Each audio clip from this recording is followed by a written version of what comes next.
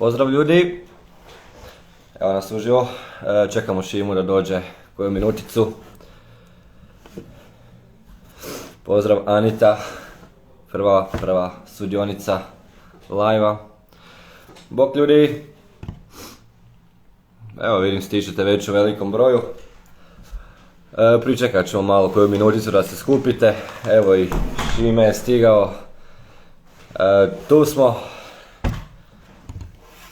Šime nosi tu neke spravice, koje ćemo vam pokazati. Šimecki slobodno se podesi. Tako, pa najjači igrači uvijek malo kasne.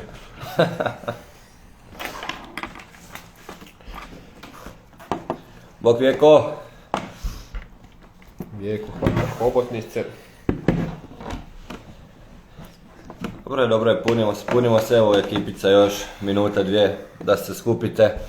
Neko ko je možda zaboravio da se uključi pa ćemo onda početi lagano sa webinarom, sa pravilima i live na traceom. Za sve vi koji ste ovdje, ako se budete morali isključiti u nekom trenutku, znajte da će webinar ostati na profilu, tako da će biti sejvan i moćete premotavati na koji god joj želite, tako da sigurni ste u tom pogledu. Mi ćemo uskoro krenuti sa pravilima na našem događaju. Drugi događaj u Hrvatskoj ove godine, Medvednica je prošla, sad idemo na Velebit. I to je to. Šime, kad se sjetim kad je prošla Medvednica i onda smo mislili sad ima vremena ko u priči. Sad ćemo se odmoriti. Da, brzo je to vrijeme prošlo. Vrlo brzo prođe vrijeme. Radili smo mnogo stvari, bili mnogo u planinama. I evo nas sad tu na Velebitu. Tik uz Velebit. A evo vidim, Tomo se priključuje, bog Tomo, ekipa iz Makedonije, evo sutra nam baš kreće Highlander, Makedonija, Lake Ohrid, evo i Anton šalje pozdrave iz vruće Makedonije. Bog ekipa, zabavite se sutra, nadam se da će biti super i javite dojmove. Ajde, neka ove godine ne bude puno kiše kao prošle godine. Si ti bio? Ne, ali se sjećam šta je bilo u Makedoniji, da je bilo dosta kišno.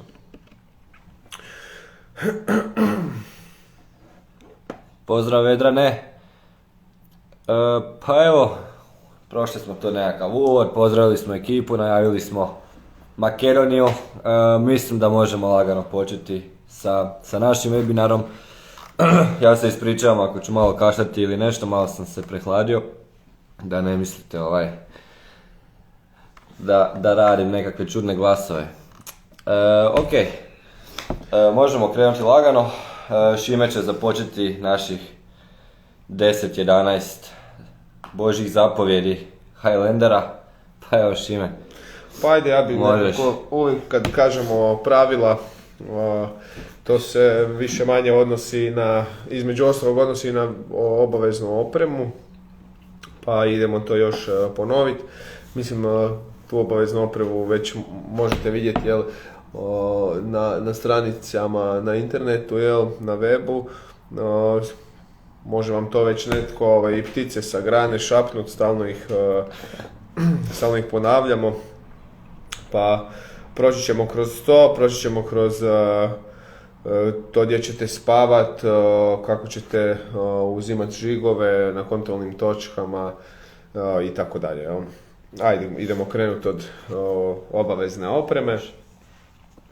Tu imamo prvo što je obavezno da imate u svom ruksaku. Evo, već sam rekao, ruksak vam treba da biste mogli nositi svu opremu na leđima. To vam je nekako obavezna oprema u koju ćete staviti drugu obaveznu opremu. U ruksak ćete naravno imati svoj šator ili bivak vreću ili hemok, to jest viseću mrežu. Ovisno što ćete koristiti za spavanje. Možete koristiti znači šator, možete bivak vreću koristiti i hemok. Ako koristite hemok ili viseću mrežu, odnosno tu ležaljku, morate imati obavezno tarp ili ceradu gore. Jer ako spavate pod vedrim nebom, hemok nije baš najbolja opcija. mora imati nepromočivo krilo, jel, kao i šator, kao i bivak što mora biti vodootporan. Naravno, vreća za spavanje je isto obavezna oprema, osim ako imate bivak vreću sa integriranom vrećom za spavanjem, ali to je rijetka stvar, rijetka oprema, ali evo, ako netko slučajno ima, onda zna. Ali evo, svakako imajte i vreću za spavanje, nekakvu možda više sezonsku, bitno da je lagana, možete si uvijek kombinirati lakšu vreću sa više odjeće ispod, da ne nosite zimsku vreću koja može težiti do 2 kile. Karimat, prostirka za ležanje, to ste obavezni imati. Isto tako, ako bivak vreća, ako neko nosi taj bivak koji ima integriran karimat, onda ga ne trebate nositi, ali evo, to je dio obavezne opreme. Gledajte da je možda, ja preferiram da to bude onaj napuhanac, da se puše jer zauzima puno manje prostora od onog što se ispreklapa i frče, no hajde, mislim, kao karimat priznaje se i to, znači po pravilima je i onaj sfrkani kao yoga mat malo deblji, možete i to, ali svakako napuhanac vam je bolja i udobnija oprema, nerijetko i lakša za nositi, ne po težini nego zbog veličine, jel? Čevodna lampa, svjetiljka, to je obavezna oprema svakako. Uz nju nemojte zaboraviti baterije rezervne ili powerbank ako imate punjivi headlamp, jer evo, kad se isprazne u mraku moramo imati opciju da imamo svjetlosti i dalje. Kad kažem mrak, da, mi trebamo funkcionirati i u kampu, može nas na samom trailu uhvatiti noć, jel, šta je uopće nije isključivo na ovom prvom legu do Skorpovca, tu imamo 34 km, dosta ljudi dolazi po mraku, nemojte da vas to plaši, na Velebitu je lijepa i noć, svakako, ima tu zvijezda za pogledati, ima tu svega, ali imajte lampu da se možete kretati. Sljedeće, trebat ćete posuđe za kuhanje i pribor za jelo. Sad, znači, vi ćete kuhati ekspedicijsku hranu, kuhat ćete hranu koja je dehidrirana, sami ćete morati imati jednostavno način da možete pripremiti hranu koju mi vama dajemo, a isto tako vam treba pribor za jelo i vaša posudica u kojoj ćete primiti topli obrok na kontrolnim točkama na kojim će to biti. Naravno, trebate i kuhalo kuhalo na plin, najčešće je to na plin sa onom malom kartušom, najmanje ona 200 gramska kartuša će vam biti dovoljna za svaki format Highlandera. Ako želite nešto više nakuhavati, uzmite si veću kartušu. U pravilu se priznaje i kuhalo na alkohol, mada se rijetko srećemo sa tim. Evo, kuhalo na alkohol, benzin. Ove sezone sam to vidio samo jednom na Blidinjama, u BiH je ekipa koristila, ali evo, to je isto dosta nekakav stariji proizvod i nekako je više izbačen iz korištenja, pa evo, možda najpraktičnije vam je nekako malo plinsko kuhalo. Moram napomenuti da plinsko kuhalo ne smije biti ono alatno, nego mora biti kampersko, odnosno hajkersko, koje se odvaja sa kartuše, a ne nikako ono koje buši kartušu. To nije protiv pravila, vi ćete se snaći s time, ali ajmo izbjeći da ne improviziramo sa tim na bušenje, jer to je nekako više za radionu, to nije za nositi u ruksaku, mogao bi iscuriti plin, pa da ne bi došlo do nekakve nesreće, to se jednostavno baš ne preporuča nositi u torbu. Naravno, evo, pročišćivač za vodu, filter za vodu, tablete za pročišćavanje vode, to je dio obavezne opreme. Na nekim planinama to u biti i ne služi, ali evo, na Velebitu bi moglo bi poslužiti, pogotovo ovima što su na 100 km, recimo u slučaju da ostanete bez vode negdje i uzet ćete sad vodu iz nekog skloništa, niste sigurni šta se sad tu događalo, da li je ta kišnica čista, da li je, ne znam, nekakav mišić nekada upao u vodu ili se tak nešto zagadilo. Ako imate potrebu za vodom, već ste par sati bez nje, morate imati opciju da ako i nađete vodu, da ste sigurni da možete to konzumirati, znači pomoću filtera ili nekakvih tableta za pročišćavanje. To se sve može nabaviti, svakako evo, možete poslati nekakav upit, mi vam možemo i linkat, nije uopći problem. To je dio obavezne opreme. Također, dio obavezne opreme je da donesete svoju vodu na start. I sad, znači to nije zato što mi nemamo vode, nego je to zato što jednostavno vi trebate imati kapacitet obavezne količine vode. Tako da si odmah natočite 3 litre vode za start, da znamo da vi imate sa sobom već i vodu, a i kapacitet za sljedeći refill. To smo rekli, znači morate imati kapacitet 3 litre vode, bilo to u bocama vašim, bilo to u mijehu za vodu ili kakav već sistem koristite. Neka to bude zapremnine 3 litre.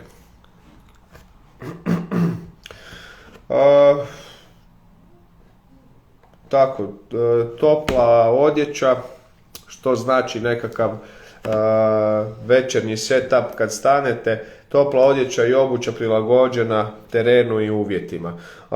Što se tiče tople odjeće, možda je najbolje reći uzeti nekakve pothlače, nekakav base layer od merina ili nekakve tajice aktivne koje će vam dizati možda temperaturu. Kad vam to bude potrebno, fleece, evo imamo tu na Ivanu jedan predivni Terex fleece, svakako zadržava temperaturu i laganje. Gledajte uvijek da vam odjeća bude maksimalno funkcionalna i što lakša. Znači što ćete uzeti gore, nekakav fleece ispod hardshella, možda će to biti nečiji mid layer, možda će neko uzeti pernaticu, ako želi da mu bude toplije. Svakako trebate gore imati nešto što vas grije, nekakav bazni sloj i hard shell u slučaju kiše i udara vjetra. Tako, imamo nekih komentara možda na koje trebamo? Pa imamo tu jedan komentar na engleskom je: Kitu, if you're still watching, send us a DM and we'll reply to you in English. We don't want to spend too much time talking in English here. So yeah, send us a DM. Možemo dalje.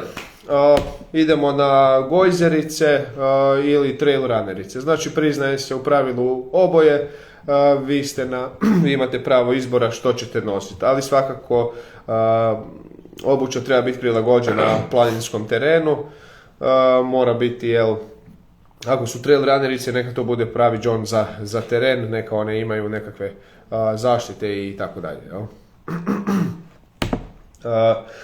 Za one iskusne koji su već probali u trail runnericama, to je svakako dobro, možete se brže kretati i lakši ste na nogama.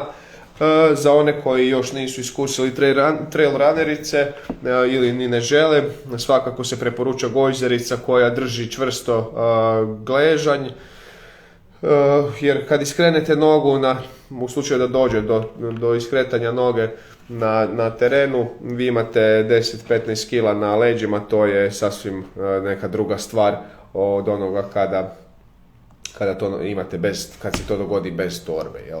Tako da evo, ja preporučam gojzerice, tu ste najsigurniji, neka opet budu malo lakše, neka budu mekane, ali neka drže gležanj. A za one stare iskusnjare idemo u trail runnericama. Kompas, tako je. Imamo još kompas, mi ćemo vam dati hard copy kartu. Kaže Hrvoje, trail runnerice su zakon. Hrvoje se javlja sa slomljenom nogom. Bravo Hrvoje, jel on je išao u trail runnericama? Eto. Po komentaru bi rekao. Da, mislim da je. Da. Evo, da je on imao recimo gojzerice u Bosni gdje je slomio nogu, vjerojatno bi šteta bila manja. Hrvoje, evo, može u komentarima to isto potvrditi sigurno. A Možete ga i pitati na Panosu. možete ga pitati na KT Panos isto kako je to prošlo. Ali evo, dobar primjer, dobro da si nas podsjetio. Kompas, mi ćemo vam dati hard copy karte. To je inače u starting kitu. Hard copy karte su uvijek tu kada rikne mobitel, kada aplikacije ne rade, kad se istroše baterije, jel? A te karte vam opet ništa ne znače bez kompasa. Kompas i karta zajedno čine jedan sustav navigacije gdje vi možete odrediti gdje ste, u kojem smjeru se krećete, možete prema terenu odrediti gdje vam je šta, a sama karta neće baš puno poslužiti. Tako da imajte kompas za svaki slučaj. Jednostavno to jest jedno od pravila u slučaju da vi ostanete bez sve tehnologije koja vas vodi kroz prirodu, da imate i ovaj dio gdje možete se normalno kretati. Svakako dobro je znati i služiti se kompasom i kartom kad je već obavezna oprema, pa proučite i to ili nas pitajte naravno. Imali smo jedan webinar na tu temu, pa možete provjeriti u našem arhivu webinara ili eto na internetu. Tako je. Vreća za smeće isto je u obaveznoj opremi, ali to ćete dobiti na startu. Baš ovako, mislim to je obavezna oprema, a ona se nadovezuje i na Live Not Trace. Zašto mi dajemo vama vreću za smeće? Zato što gore nitko nije postavio kante za smeće, jel? Niti će to nestati. Na vama je koliko ćete čega trošiti, koliko ćete smeća proizvoditi, odnosno koliko ćete pobrati ako naiđete na nešto, a mi smo tu da vam pružimo priliku za to, da vi dobijete trash bag iz kojeg neće ništa ni curit, niti zamasiti, niti će vam zaprljati ostale stvari, nego je totalno vodonepropusan i nepropusan za sve ostale stvari, jel? Tu ćete skupljati svoj otpad i nositi ga do prve civilizacije, odnosno do kraja vaše staze. Prva pomoć je isto tako dio obavezne opreme. Može se, prva pomoć, evo sad kasnije ću ja još reći što se može dijeliti ako ste u timu, ali evo prva pomoć svakako morate imati uz sebe, mislim imate ju kad god se bavite nekim sportom ili nekim pothvatom, jednostavno je logično da bude dostupna prva pomoć. Šta vam treba od prve pomoći u planini? To su vjerojatno elastični zavoj, painkilleri, nešto protiv bolova, flasteri, zavoji. Evo, svatko zna da li ima nekakvih možda isto alergija ili nekakvih zdravstvenih poteškoća, pa će si isto sredstva za te svoje situacije staviti i u prvu pomoć. Svakako, u prvu pomoć ja stavljam sebi i astrofoliju jer je mala i znam da će mi trebati samo u emergency slučajevima. Osim ako ju koristite kao uobičajeni komad opreme. Astrofoliju obavezno imajte, strašno korisna stvarčica, dosta jeftina, a ne biste vjerovali koliko pomaže u slučaju hipotermije, u slučaju podhlađenosti, čak i pregrijanosti može vas hladiti. Astrofoliju morate imati sa sobom. Ako popusti neki komad opreme, da vam se smoči vreća slučajno ili vam nemate dovoljno toplu opremu, za to služi astrofolija. Ona će vam to zamijeniti.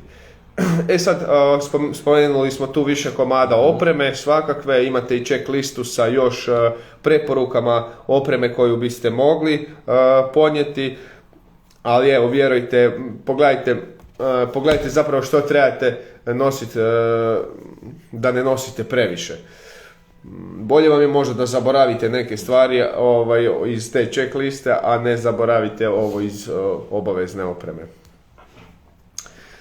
Tak da, evo, šta se tiče pravila, sad smo prošli opremu. Možeš ime možda napomenuti i ovo dijeljenje opreme? Da, si rekao kada se ekipa pojavi u timu. Evo, može se, znači, tim od 3 ljudi, 4 može dijeliti opremu, može se dijeliti šator, može se dijeliti plamenik, prva pomoć i kompas. Jesam rekao, kuhalo se isto može dijeliti. Sad, kako se to dijeli? To se dijeli na način da ste vi cijelo vrijeme skupa. Nekako vi morate zajedno se kretati kao tim da netko ne bi slučajno zatrebao to što vi dijelite, a onda da se ne dogodi situacija da on to nema. Pravilo je, ako dijelite opremu sa bilo kim, vi sa tom osobom morate ući u cilj unutar 30 minuta. Znači ne može sad jedan doći, sad ovaj dolazi za 5-6 sati i viče, ja nisam imao šator, spavao sam negdje na livadi i tako, jel? Morate stvarno biti zajedno ući u cilj ako dijelite opremu. To sa dijeljenjem opreme je dosta dobro, zato što evo, ima šatora već od pola kile, a ima ih i do 2 kile, ljudi nose svašta.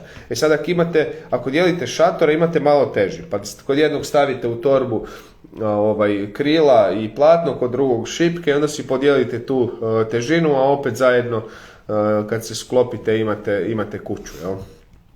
Tako i sa ostalom opremom koja se dijeli. Fore kako možete si olakšati ruksak na taj način. Imamo jedno pitanje od naše drage kolegice Taje. Da li trebam biti registriran kao grupa da mogu dijeliti opremu? Ne trebate biti registrirani kao grupa. Da biste dijelili opremu trebate se na registracijama kad krećete na event javiti i reći koju opremu dijelite i tko je taj tim, koji su ostali u timu. Mi ćemo to zabilježiti, jel, na naše liste. Tako je, na licu mjesta to zabilježimo na startu, nema potrebe u registraciji samo u aktivu to pisati. Tako je. Još... Imaš još što reći za opremu? Pa ne bi više ništa za opremu. Evo, držite da imate, mi ćemo si svakako uzeti za pravo da provjerimo opremu na startu nekome od sudionika, tako da evo, možda ćemo vam tom prilikom i malo pomoći da izbacite nešto što vam ne treba, da vam nešto možda bolje složite. Svakako imajte svu obaveznu opremu da vam ne bi nešto svalilo. Može. Evo imam jedno dobro pitanje od Anje. Kad i kako će se birati u kojoj grupi krećemo, to jest koji sad kreće prijevoz iz Starigrada? Ok, ovdje pričamo o transferima na start događaja, vi pričate o Pegasusu od Starigrada do Baških Oštarija. Sve točne informacije ćete dobiti tjedan do 2 prije eventa. Sada vam mogu reći da će vam prijevoz kretati 2 sata prije vašeg startnog vremena. Znači ako vam je start u 9, u 7 će vam biti bus iz Starigrada. Točna lokacija, sve točne informacije ćete dobiti još do eventa. Evo, nadam se da sam odgovorio na pitanje i da možemo krenuti dalje. Sad da se točno i na ovo nadovežem što to uključuje registracija. Registracija ovako. Uključuje, što ste rekli Anja, transport do starta eventa. To znači da za Herkules, najveći format, je organiziran transport od Senja do Zavižana. Koji ste bili prošle godine, znate lokaciju, vi koji ne znate dobit ćete ju isto tako kada budemo imali servisne informacije. Sa iste pozicije će se kretati, također će start, to jest put biti 2 sata prije vašeg starta i to je to. Ima razloga zbog toga da se sad ne ide hrpa ljudi gore autom na Zavižan, da ne zagađujemo prirodu na taj način i jednostavno je više sustainable. Kako je za Herkules organiziran prijevoz, tako je i za Pegasus. Evo što je sada Anja pitala, znači od Starigrada, znači od finiša, dođete u Starigrad, parkirate auto. Također ćemo vam podijeliti i lokacije gdje smo vam mi osigurali parking u Starigradu. Odvešće vas do Baških Oštarija na start eventa i onda vi lagano prošetate kroz 3 dana ponovo do Starigrada, malo se podružite s nama na finišu na plaži i možete nazad u svoj auto i lagano kući ili lagano put po Dalmaciji, kako god želite naravno. Za Orion prijevoz nije osiguran zbog toga što Orion kreće u Starigradu i završava u Starigradu. Mislim da ne moram objašnjavati zašto nema kružna je neki tura. prijevoz. Kružna je tura, tako da vi gdje parkirate auto, tu ćete se i vratiti. tu nije potrebno. Tako je. Ponavljam još točne lokacije a ima li organiziran parking i u Senju, pita Julio. Julio ima, kao što je bio i prošle godine, tako ima i ove godine. Također sve informacije o lokacijama ćete dobiti tjedan do 2 prije eventa, ali organiziran parking ima.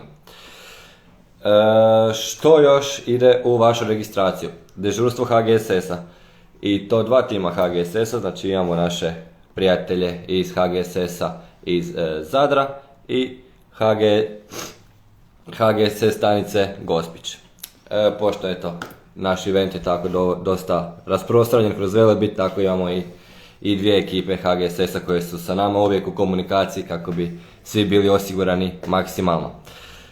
U kotizaciji je osigurana i vrhunska planinarska hrana, znači to se sastoji od dehidrane hrane, narezaka, sira, toplih obroka, neće vam faliti hrane. Jedino što bi preporučio da vi nosite kao neku hranu od doma su neke griskalice, čokoladice, slatke stvari za koje biste mogli dobiti poriv, a neće dobiti od nas, jer ove konkretnije hrane, vjerujte, bit će i više nego što vam je potrebno.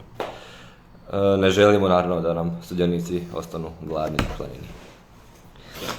U registraciji su i propusnice za nacionalni park Sjeverni Velebit i Paklenicu, Highlander bandana, to je jedna novost od ove godine. Vi koji ste sudjelovali na Medvednici ste to i vidjeli, ali na eventu dobijete i Highlander bandanu, tako da evo, želimo da dobijete nešto i od nas na samom startu eventa. Ostali stvari što dobijete, to je Highlander ID, odnosno planinarska putovnica. To je jedna knjižica sa svim servisnim informacijama i u nju, što vam je sada najbitnije za pravila, uzimate žigove. Na svakoj kontrolnoj točki nalazi se žig koji vi morate staviti u vašu putovnicu i na kraju eventa kad dođete na finish mi pogledamo, aha, svi žigovi su tu, evo žig za finish i evo diploma, evo i badge. Sad vidio sam to nekako. Tako je, da svaka kontrolna točka u biti ima svoje osoblje koje će vam dati žig. Bitno je da se vi čim dođete na kontrolnu točku javite osoblju, tako da vas mi ne tražimo onda tamo po kampu ili da vas ne čekamo, a vi se niste javili. Dolazite odmah na kontrolnu točku i berete žig. Sad, postoji jedna kontrolna točka koja je bez osoblja, a bit će postavljen beach flag i žig. To će biti na PD Paklenica. U Paklenici na domu, mislim, bit će osoblje doma tamo i oni će vam moći pružiti sve informacije koje su potrebne, ali vi ćete si žig sami otisnuti. Vrijedi za sva 3 formata, svi ćete ići preko doma u Paklenici, tako da dobro planirajte i rutu, nemojte taj zadnji Hercules Pegasus, nemojte to i zadnji žig porofulati. Tako je. Evo vi, eto, ako ste bili na Medvednici, to ste mogli vidjeti iz prve ruke, Kameni Svati i Kraljični Zdenac su bili na ovaj princip kao što će sada biti PD Paklenica, pa eto. Samo pitanje imamo od prototipa, hej, naš 4 se nismo prijavili u isto vrijeme pa smo u različitim grupama, kome se može obratiti za spajanje tanks. Obratite se na naš email croatia@highlanderadventure.com i ona će vam naša ekipa dati sve informacije, može li se to, ne može li se to. Evo, ne želim vam sada reći da ili ne, može se, ne može se, pošto eto, ne znamo sada trenutno.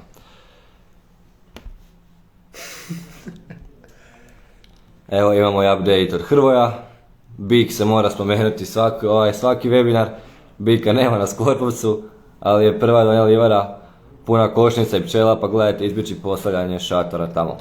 Evo ga. Dobro da nam to javljaš na live, Hrvoje. Protip by Hrvoje, hvala Hrvoje. Super, ako se u blizini pčela smještate negdje, nemojte ispred košnica, možete sa strane i iza, ali nemojte ispred baš. Postoje one pčele koje su čuvari, koje odmah čuvaju, paze vrata i možda malo pikaju. A imali smo i ubod osje pčele na Skorpovcu, jel sad Tomo tu da se javi? Nisam vidio Tomu da se prijavio, ali da, ruka ovakva. Ali naš medical team je to riješio ovako, tako da nije bilo veće problema, uglavnom alergijska reakcija je bila, čovjek nije znao da je alergičan uopće, ali medical team je Evo to još riješio jedan brzo. update sa terena, ja sam isto prošao sad za vikend, odnosno ne ovaj vikend, nego prije toga, rutu, tamo na samo malo kako ću to, između Kamene galerije i Rujna. Ima dosta krava u šumi. Kravice su čućete ih zvone, imaju zvonce i tak dalje, pa nekako one se nalaze na stazi, sad koliko sam skužio, napravili su one i svoje stazice, pa tamo pratite markacije dobro da ne odete nekakvom kravljom stazicom. Ista stvar je i na Velikom Rujnu. Ima dosta je onak prepletena je mreža staza od stoke, pa nemojte sad samo pratiti tu nekakvu stazicu koja će vas odvesti do vode ili do štale nekakve, nego pratite markacije. Ako trebate potjerati kravice sa puta, nemojte se bojati, to su super su životinjice normalne, dovoljno je da malo viknete, pljesnete, dignete ruke i one će vam se maknut sa puta. Ima tamo i bikova među tim kravicama, pa evo ne znam kako njih lupaju hormoni, kako je s njima, bolje ih iz daljeg potjerat nego baš sada prilazit biku. Zna biti zločestih, evo prošle godine je bio kapitalac velik, ali je bio dobar. Evo Vedroka nam kaže Sinopen Rules. Naravno, evo, obavezna oprema za pčelarstvo. Pozdrav Hrvoj od jedne mame, kaže Sandra. Imamo pitanje od Štefice, isprike. Pozdrav, u koje vrijeme se kreće iz Starigrada za Baške oštarije, hvala. 2 sata prije vašeg startnog vremena, ali sve informacije ćete još dobiti tjedan do 2 prije eventa. Tako stiže newsletter i imamo mi još... Imat ćemo i webinar gdje ćemo vam sve objasniti, servisne informacije, dobit ćete i na mail i newsletter i sve živo i neživo. Sve informacije ćete imati ispred sebe. Još jednu stvar, evo što bih spomenuo što se tiče transporta, ne nudimo uslugu transporta samo vas, nego nudimo transport i vaše putne torbe. Ako želite na startu, odnosno prije ulaska u busno, možete ostaviti vašu torbu, nekakvu putnu sa stvarima koje želite da vas čekaju na finišu. Isto tako i možemo vam čuvati torbu, to se odnosi naravno na Orion, gdje možete doći na start i reći želim da me ova torba čeka na finišu, vi napravite kružnu rutu i ta torba će vas čekati tamo. Tako, možete ostaviti u svom autu ako je tako lakše. Pa mislim to je... Ista stvar sa Pegasusom, mi uvijek imamo tu uslugu sa torbama i s tim, ali evo kako vi dolazite u Starigrad, vraćate se natrag do svog auta, možete ju ostaviti u svom autu, možete ju dati nama. Na Herkules se to više odnosi, gdje mi vam uskladištimo torbu. Od Zavižana čeka vas na Starigrad. Da, vi ju date na Zavižanu. Pozdrav Marko, pozdrav Sveti Petar i pozdrav Sonderkaplu. Pozdrav Raja. Marko, pozdrav Sonderkapl. Isto. Idemo s čime možemo dalje. Možemo. Sa našim pravilima. Ajde, a sad smo dali smo već sad neka osnovna pravila, a sad reci nam... Pa još ću ja malo nabacat tu, reći u šta je bitno. Mi imamo zaista predivna skloništa na Velebitu i moramo ih čuvati. Čuvat ćemo ih na način da ih nećemo koristiti na našem eventu. To je najbolji način. Znači još jedno bitno pravilo, nema korištenja skloništa za spavanje, niti infrastrukture, niti slično nešto. Ne koristimo skloništa kao da ih nema na Highlanderu. U slučaju nekakve emergency situacije, u slučaju nekakve baš potrebe, naravno. Ali evo, kada gledamo na pravila Highlandera, ne koristimo skloništa. Zabranjeno spavanje u skloništima, zabranjeno slanje opreme nekakvim prijevozom, zabranjeno koristiti javni prijevoz, bus, bilo kakav prijevoz. Znači ono što radimo to da vaša torba i vi skupa prelazite ovu zadanu rutu i kupite žigove. Još nešto, evo, kršenje, kad smo tu kod pravila, ajmo kršenje pravila. Ako se krše pravila, onda dolazi do Diskvalifikacije. Ako postoji veća razlika od 30 minuta između vas i onog čovjeka s kojim dijelite opremu, to je ozbiljno kršenje pravila. To smo već rekli. Ako ne želite osoblju pokazati vašu obaveznu opremu, a mi vas to tražimo. To je kršenje pravila također, tako da pohvalite se sa opremom, imajte sve što smo rekli da je obavezna oprema. Ako vam nedostaje obavezna oprema, to je kršenje pravila, a ujedno i dovođenje samog sebe u nekakav rizik. Jer vi se izlažete sada jednom pothvatu koji potencijalno može biti zahtjevan ako se dogodi to i to. Ali mi zato imamo pravila i obaveznu opremu da ako se i dogodi nešto što ne planiramo, da mi znamo reagirati, odnosno da imamo resurse da bi se tu snašli. To jest da biste se vi mogli održati dok dođe nekakva pomoć po vas, da bi što bezbolnije prošli kroz i to iskustvo. Jel? Ostavljanje smeća na planini, tu ćemo se još nadovezati sa Live No Traceom, ali to je strogo kažnjivo, to uopće ne trebamo pričati. Zna se dogoditi da nekome slučajno ostane komad opreme negdje, to će kupiti planinar, ali nikome slučajno ne ostaju otpaci i tako dalje, i ajmo na to staviti poseban naglasak. Ne smije iza nas ostati nikakvog smeća. Dapače, iza nas treba ostati čišće nego što smo zatekli. Zato imamo i trash bagove i zato imamo i Live No Trace, gdje ne samo Live No Trace, čak i Race the Trace. Znači, mi ćemo uzeti sav svoj otpad, pravilno zbrinuti, čak ćemo, ako naletimo na nešto da mu je ispalo, to ćemo isto pobrati. Između ostalog, zašto smo na planini, zašto to sve radimo, je i dizanje svijesti oko ekologije, oko zaštite prirode. Imajmo to cijelo vrijeme u glavi i mislim da možemo po tom pitanju napraviti stvarno puno. S obzirom da se i na Velebit i ove godine prijavilo jako puno ljudi, idemo pokazati svima da možemo ne samo spriječiti i ne samo liječiti, nego da možemo i spriječiti bilo šta da se tu zagađuje. Jako lijepo. Ovo nije scenirano. Tako je, ništa sa smećem, molim vas da nemamo, osim da ga maknemo s planine. Paljenje vatre. Mi znamo koliko je lijepo provoditi vrijeme u šumi, na planini, uz vatru. I ukoliko to bude moguće, mi ćemo se pobrinuti da imamo logorsku vatru u kampovima. Ali molim vas, nemojte samo inicijativno paliti vatru, jer to može dovesti do nesreće, opet do požara, i onda džaba mi pokupili sve svoje smeće ako smo zapalili šumu. Jednostavno, paljenje vatre na svoju ruku nemojte si dopuštati. Ako želite pripomoć organizatoru, pitajte voditelja kontrolne točke da li se to radi, možete uletiti u pomoć. Svi volimo ložiti vatru, ali mora biti u kontroliranim uvjetima i mora biti odobrena od organizatora, odnosno i napravljena i osigurana od organizatora. Rekli smo još, jednom ću samo ponoviti, nemojmo koristiti domove i sklonište za spavanje. Ako su nekakvi domovi na putu, a jesu, infrastruktura, slobodno si tamo kupite što trebate, pojedite, popite i tako dalje, ali uslugu spavanja, molim vas, nemojte koristiti dok traje event, jer ste na eventu u prirodi. To ćete moći kasnije. Evo, mislim da je to vezano za pravila. Jel trebamo još šta, Ivane, izdvojite? Mislim da je to za sada. Imamo pitanje od Janje. Da li je i korištenje WC-a zabranjeno?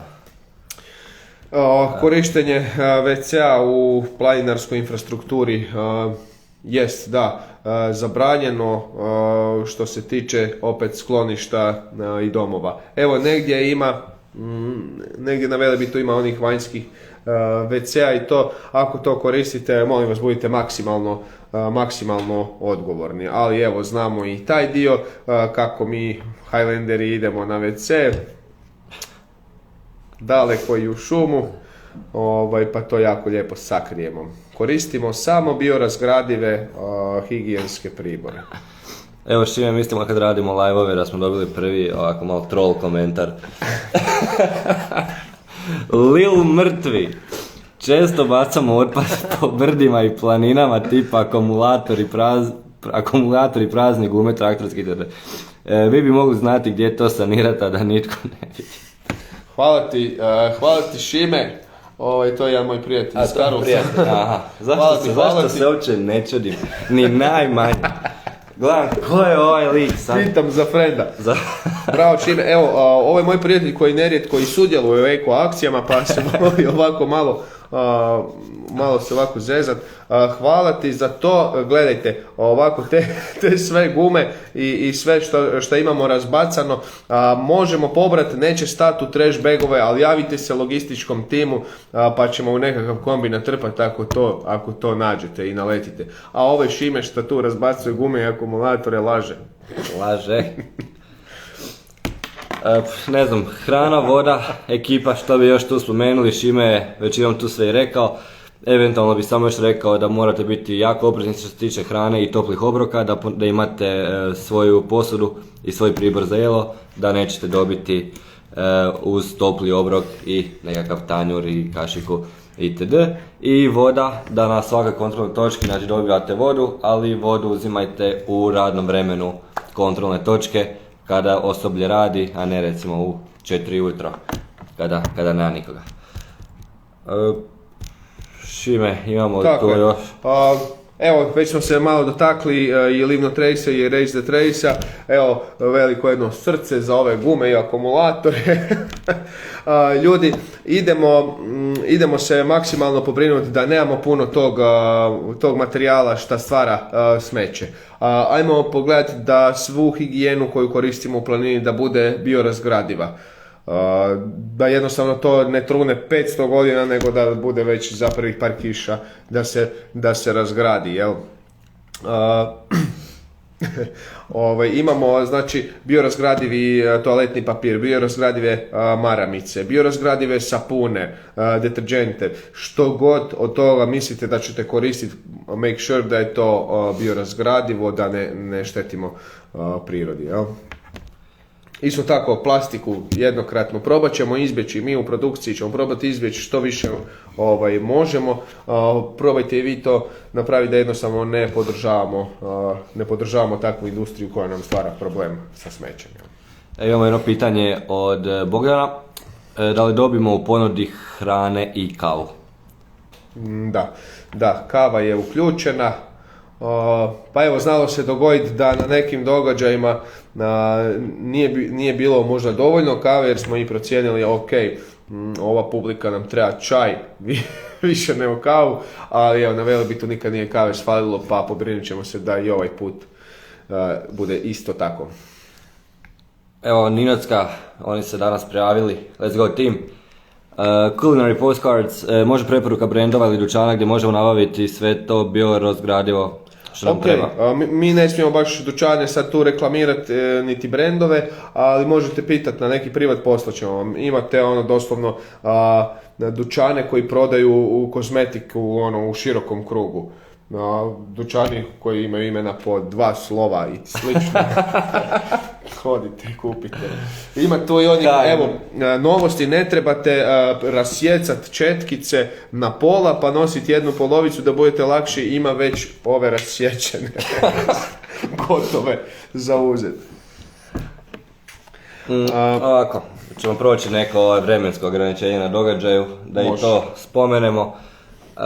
Pošto kontrolne točke imaju svoje određeno radno vrijeme. To znači da vi morate u tom prozoru doći na kontrolnu točku. To ne znači da morate trčati, to je napravljeno tako da ako idete na sve 4 možete stići. Samo da znate da kontrolna točka ima svoje radno vrijeme i kada vi dođete na kontrolnu točku, recimo van radnog vremena, ako ste dugo hodili tako nešto, da nećete odmah dobiti žig, da ne tražite sad gdje je voditelj kontrolne točke i tako dalje.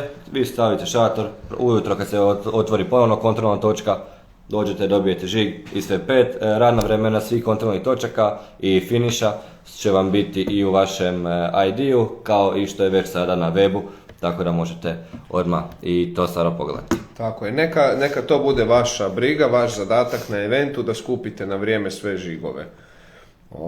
Mislim kad kažem na vrijeme, da ne dođete na da ne dođete na sljedeću kontrolnu točku, a nemate žigove prošle. Pobrinite se da imate te žigove. Tako je.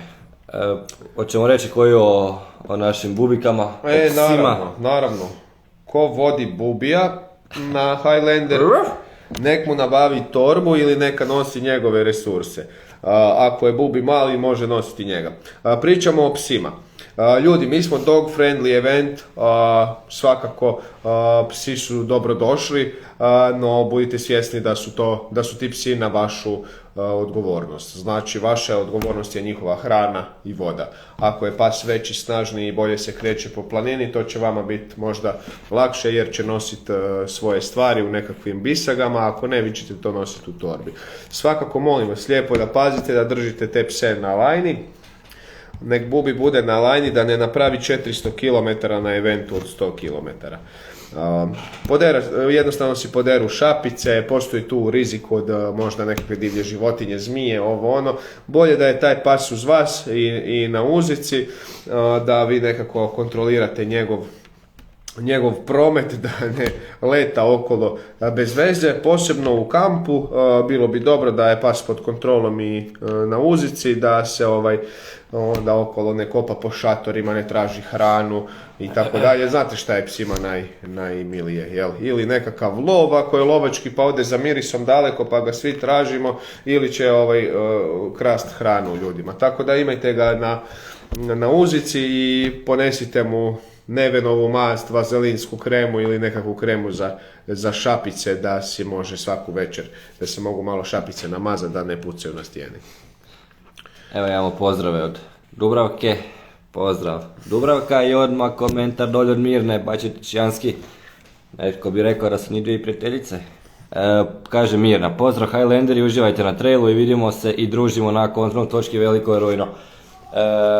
Pozdrav Mirna, voditeljica kontrolne točke Veliko Rujno, svi ćete upoznati ako idete na event, tako da svi smo mi jedna velika zajednica. Nema zezanja na Velikom Rujnu.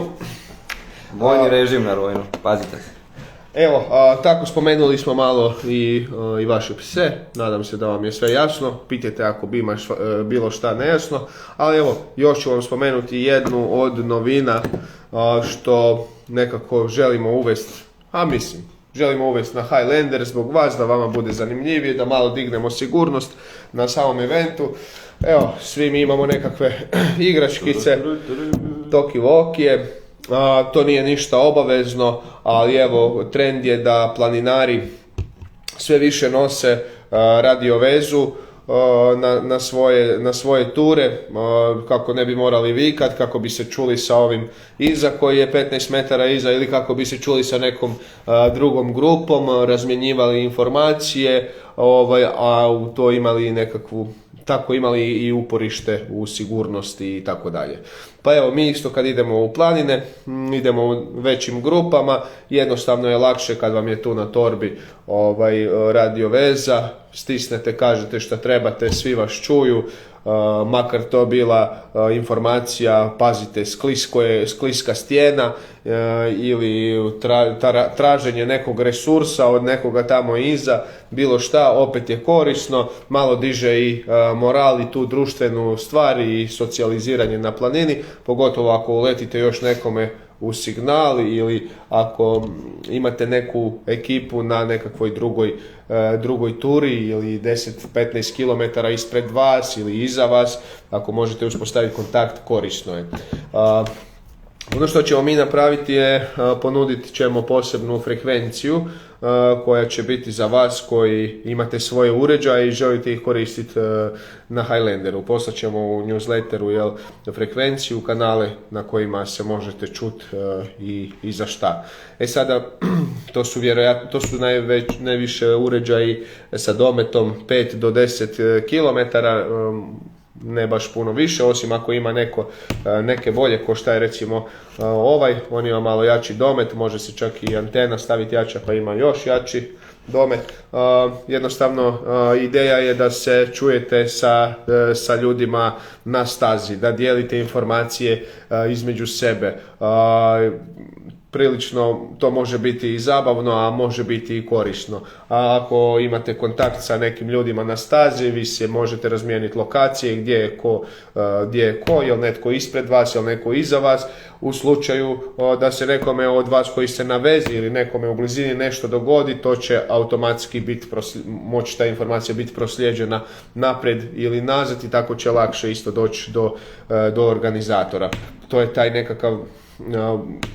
nekakav dio gdje povećavamo sigurnost, ali i vašu društvenost na stazi. Pa evo, ko ima negdje u ladici, ko koristi, sad će moći koristiti to i na Highlanderu, a da ima smisla, a mi ćemo se sa sljedećim informiranjem, odnosno newsletterom, možda na sljedećem webinaru izaći sa više informacija koje će to biti frekvencije, koji kanali i kako će funkcionirati. Ali to će biti na vama, mi ćemo imati isto svoje uho na tome.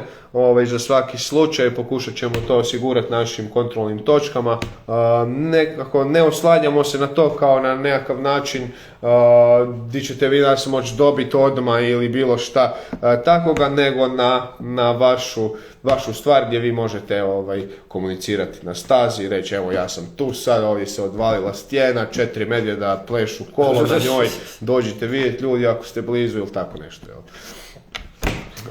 Evo, toliko za sada i o ovim radiostanicama. Mislim evo da smo pokrili sve bitne teme. Ekipa, ako imate pitanja bilo kakvih vezano za Velebit, vezano za Highlander, slobodno pitajte sada, bit ćemo još koju minutu s vama i nakon toga se i mi gasimo. Tako da evo, pitajte sada, ako se sjetite naknadno nečega, slobodno šaljite tu na Instagram, na Facebook, na e-mail, nama privatno, kako god. Uvijek ćemo vam odgovoriti na sve što vas zanima. Da, evo, lijepo je vrijeme, vani je toplo, svaki dan. Nadam se da ste na moru, na biciklu, da hajkate, da plivate. Mislim da biste već trebali svi biti spremni i na ovaj pothvat. Idealna je prilika za još malo odtrenirati i da idemo. Evo, ima tu, malo pričam s ljudima koji se pripremaju, neki nose željezo u torbi, neki trče, neki jako plivaju, neki su već debelo na hajku negdje da vide što rade, što mogu. Nadam se da ste vi spremni za vašu avanturu života. Ako niste, još stignete. Tako je, prijave su još uvijek otvorene. Last call kreće 1.9. Tako da još imate vremena za uhvatiti malo bolju cijenu nego što će biti tako je. Tjedan dana. Mislim, prijave za volontere su također otvorene. Ako netko želi vidjeti događaj sa druge strane, biti dio tima, jednostavno doprinijeti ovome što radimo, prijave za volontere na webu su također tu. Ako nemate svu opremu, ako vam nešto fali, svratite u Interspar, malo pronjuškajte Terex kolekciju, sigurno ćete Intersport, misliš? Da, što sam rekao? Interspar. Molim ove u studiju reži da izrežu malo to. Da. Pa dobro, ajde. Da spriječimo još gafova, možemo lagano privoditi kraju. Aljoša je čuo da smo rekli da kupe opremu u Intersparu.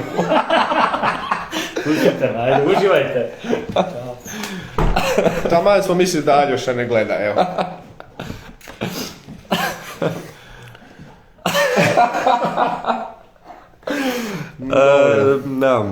Znači šta smo rekli, gdje po opremu? Hoćeš čitati u komentaru, gdje kupujemo opremu? Ne sam ja reći. Intersport, Terex. U Intersportu.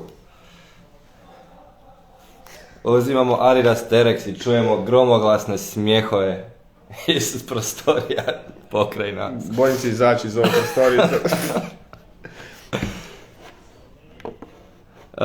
Ok ljudi, evo vidim da smo utihnuli, Nije više ni smiješno. Nije ni smiješno.